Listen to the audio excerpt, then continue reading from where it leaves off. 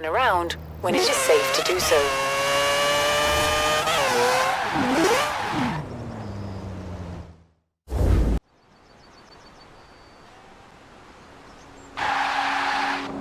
Took a swing at a wrecking ball and I prayed for my downfall, and I found a way to reconcile, 'cause in my heart it's not worthwhile.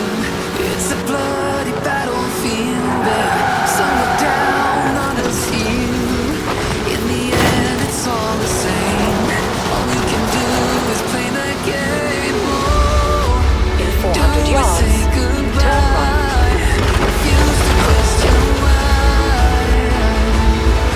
I deserve to say I'm sorry. So lie, pretend that you're okay. Swear that you will stay.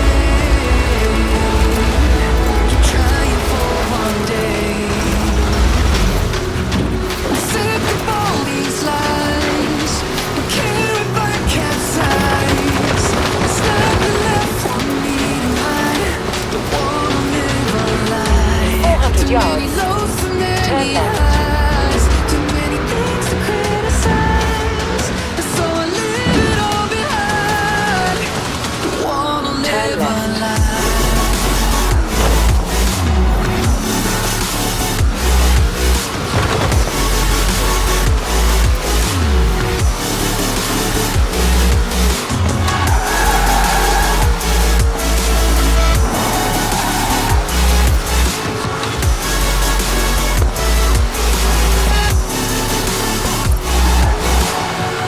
Life kept spinning at my feet and forced me down a dead-end street, when all I had went up in flames, burning only dark remains. I cover up every part of my skin, oh, 'cause I don't like the person within. Oh, I know I'm the one to blame. All I can do is take the shame. Oh, do we say goodbye? Refuse to question why. I'm just sad to say I'm sorry. So lie and pretend that you're okay. Swear that you will stay. Keep You have trying arrived at your for one destination. day. Whoa, I'm sick of all these lies. Don't care if I capsize. There's nothing left for me to hide. Don't wanna live a lie. Too many lows, too many highs. Too many things to criticize. So I live. Great to see you. We're shooting a documentary about car culture in the UK, and I need a second driver. You've made a name for yourself, and it would be great to have you aboard. It's simple. You drive, I tell the story. Let's do it.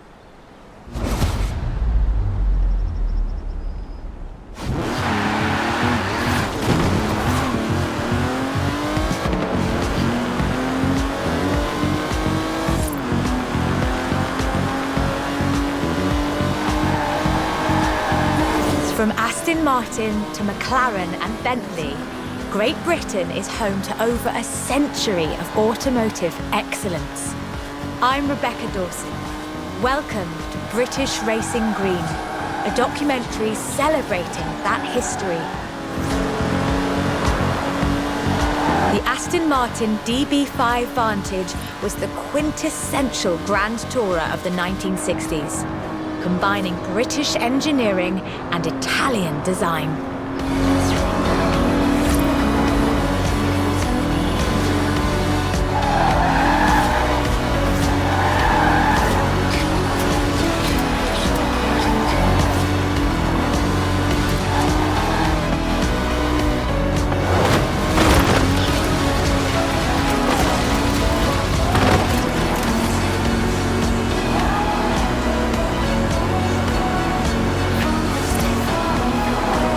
Vantage featured side-draft carburetors and a refined camshaft profile, capable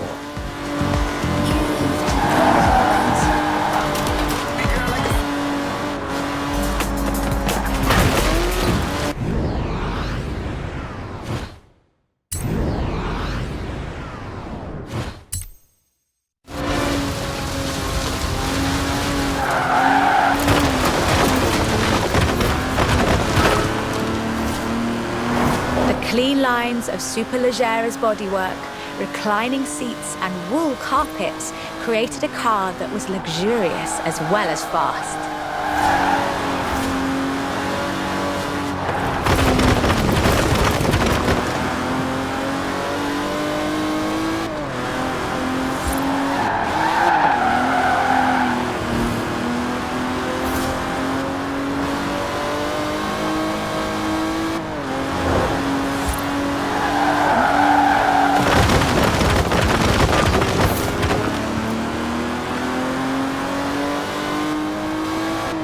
This car would form the basis for the DB range, with later cars improving on the design in many ways, but none would ever achieve the sheer iconic perfection of the Vantage.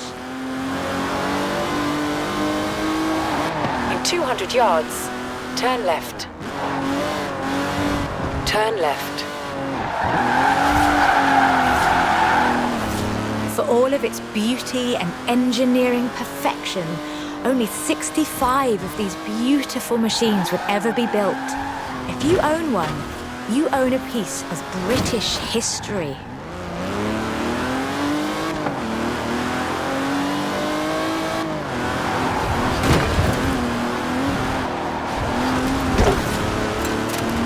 In 200 yards, you will arrive at your destination.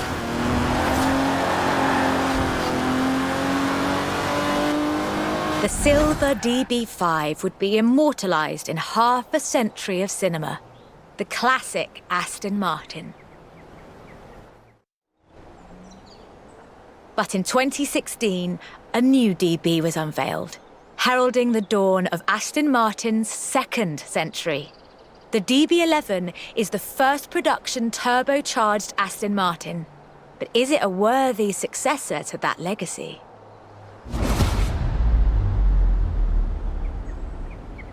The short answer is yes. It's bold, responsive, and agile. It's perhaps the best GT chassis in the world. And listen to it.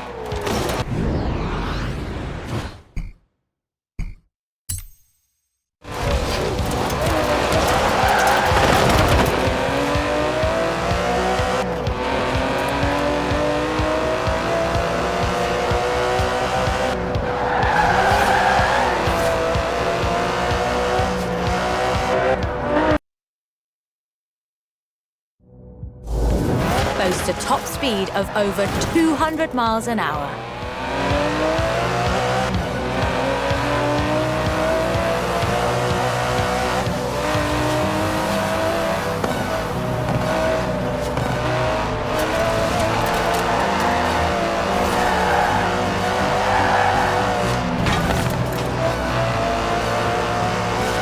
The DB11 is not the fastest car in the world, but then it's not trying to be. It's sophisticated, effortless luxury. It's an Aston Martin.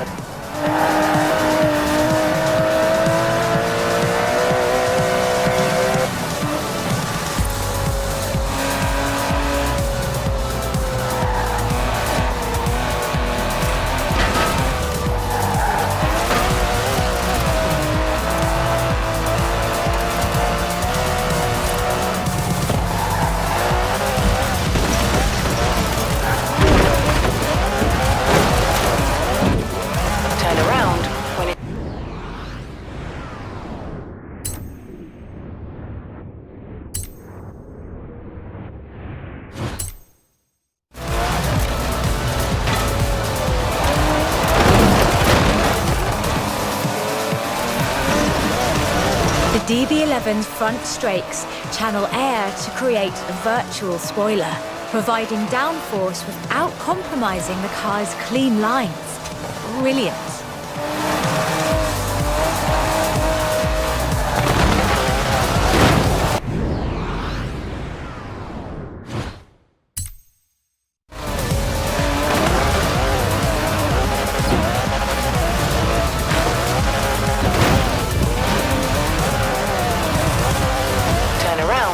It is safe to do so.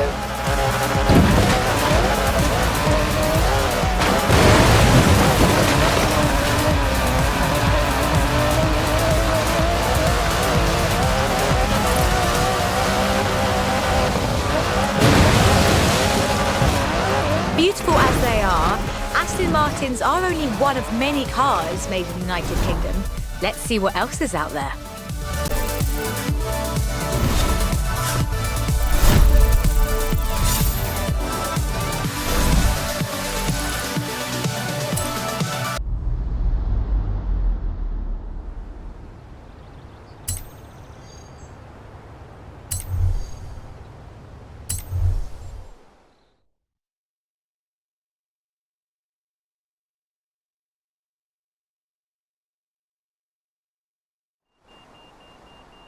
This is shaping up nicely. The next segment is about Land Rover, and we'll be starting out with the Type 3.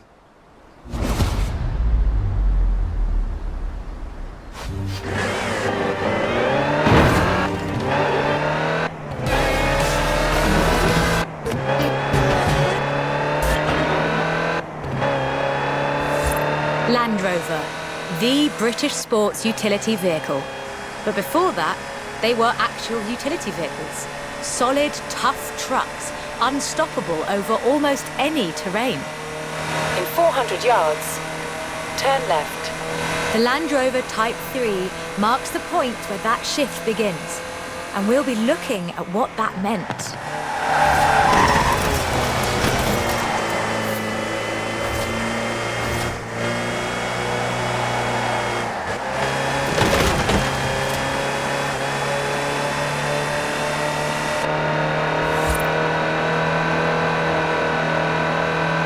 Land Rovers have taken on almost every task imaginable. They've been generators, tractors and ambulances. They've brought peace and carried medicines to disaster zones. They've even been buses. Over 500,000 Series 3s were built, and over 70% of those are still on the road today. They were extensively exported and built under license abroad. Belgium, South Africa, even Australia and New Zealand. With a robust chassis and signature Land Rover engineering, the Type 3 also marked the first time that buyers could choose interior options, like seat box protectors and cubby boxes.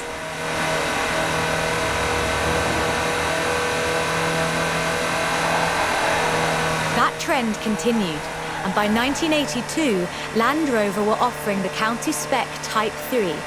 Leisure drivers could choose from such luxuries as all-cloth seats, soundproofing and tinted glass. The trend was increasingly clear, and the future of the Land Rover was starting to take shape. If you squinted, you could already see the shape of the first sports utility vehicle, the Range Rover. While the stock Type 3 would never be particularly fast uphill, there is almost no hill that it couldn't climb, or down for that matter, if you've put a proper winch on it.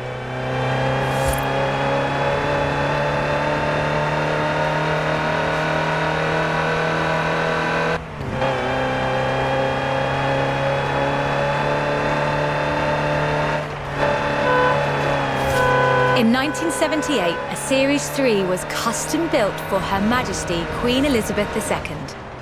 It only had 1,892 miles on the clock when it was auctioned into private hands. And it was in perfect condition. It would be.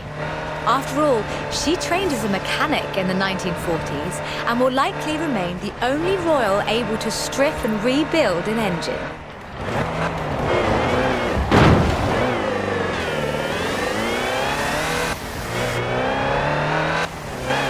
In 200 yards, you will arrive at your destination.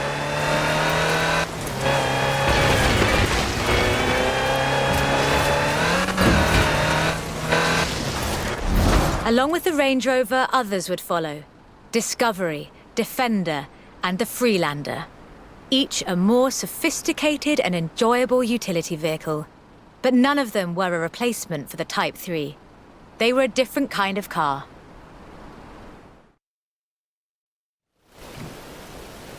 The Type 3 was arguably the first sports utility vehicle, an evolution of the design that would lead ultimately to this. The Bowler Nemesis, an off-road racing vehicle that turned into a production SUV, the Nemesis EXR. It sports a turbocharged 5-litre Land Rover Jaguar engine crammed into a carbon fibre chassis with integral roll cage. It even has the grille, headlights and rear lights from a Range Rover.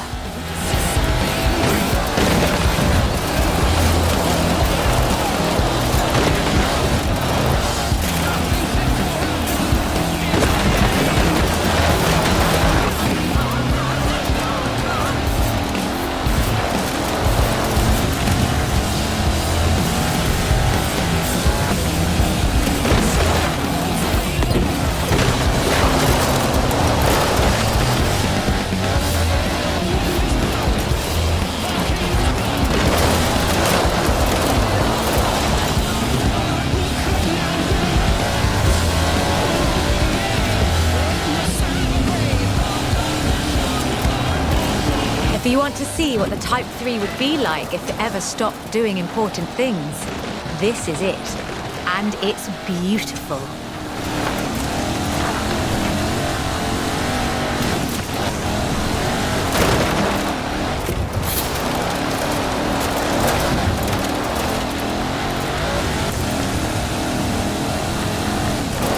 Fully independent suspension design and a 415-litre racing fuel cell allows the Nemesis to take on the longest Dakar stages.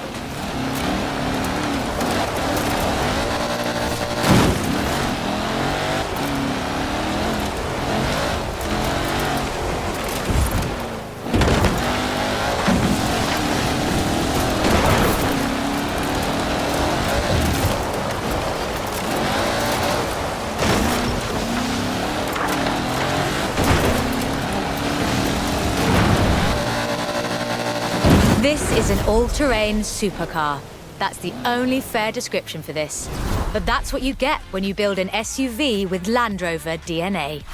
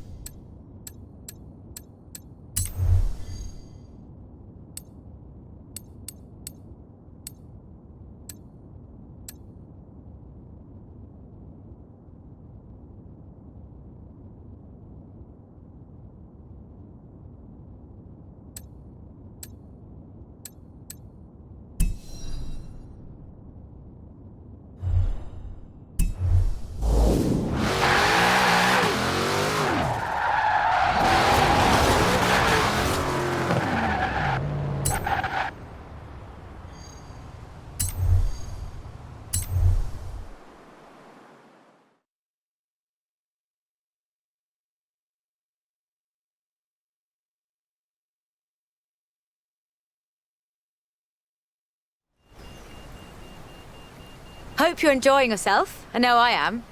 It's great to be able to just focus on telling the story. Let's get to the next one. This time, it's Lotus.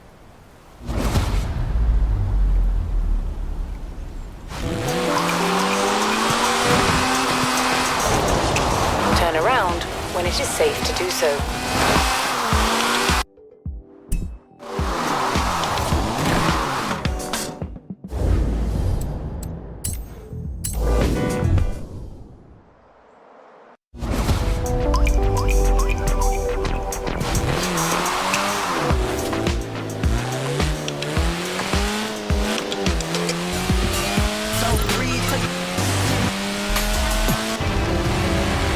Lotus Engineering Limited began as many stories in British engineering do, in an old barn. The first Lotus cars were offered as kits. You built them yourself. From 1962, they began to actually build the cars themselves. The Elan Sprint showed exactly what they intended to do.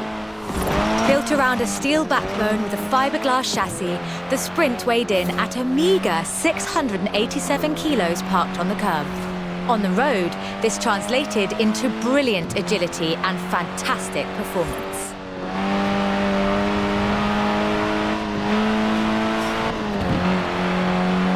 Designer Colin Chapman famously said, "Adding power makes you faster on the straights.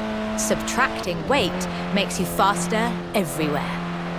He knew what he was talking about. Turn right. In 100 yards, turn left. Widely hailed as one of the greatest sports cars of the 1960s, the Elan would be closely studied and emulated, inspiring such masterpieces as the Mazda MX-5.